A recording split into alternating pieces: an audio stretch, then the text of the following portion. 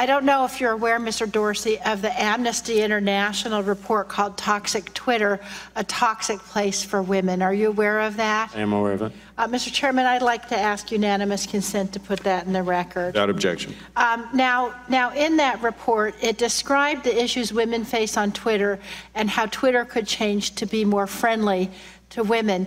I assume you've talked to Amnesty International about this report and about some of their recommendations. I'm not sure if I haven't personally, but I imagine that folks on our team have, but we can follow up with you. Thank you. The report goes into great and frankly graphic detail of the types of abuses that have been experienced on Twitter, including threats of rape, bodily harm, and death. Now, some have found to violate Twitter's guidelines, but others were not. And I think probably you and your staff agree that Twitter needs to do a better job of addressing instances where some of the users are using the platform to harass and threaten others. And so I'm wondering if you can tell me, does Twitter currently have data on reports of abusive conduct, including on the basis of race, religion, gender, or orientation, targeted harassment, or threats of violence? And separately, does Twitter have data on the actions that it has taken to address these complaints? So a few things here. First and foremost, we don't believe that we can create a digital public square for people if they don't feel safe to participate in the first place. And that is our #1 and singular objective as a company, is to increase the health of this public space.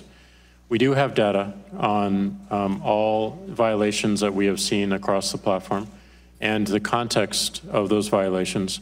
And we do intend, and this will be an initiative this year, to create a transparency report that will make that data more public, so that all can learn from it, and we can also be held publicly accountable to it. That's good news. And you say you'll have that this year yet? By the end? We're working on it as an initiative this year. We have a lot of work to do to aggregate all the data into a report that will be meaningful. And is Twitter also taking actions to address some of the deficiencies that have been identified in this report and in other places? We are. We definitely, we're focusing. One other point I wanted to make is that we don't feel it's fair that the victims of abuse and harassment have to do the work to report it.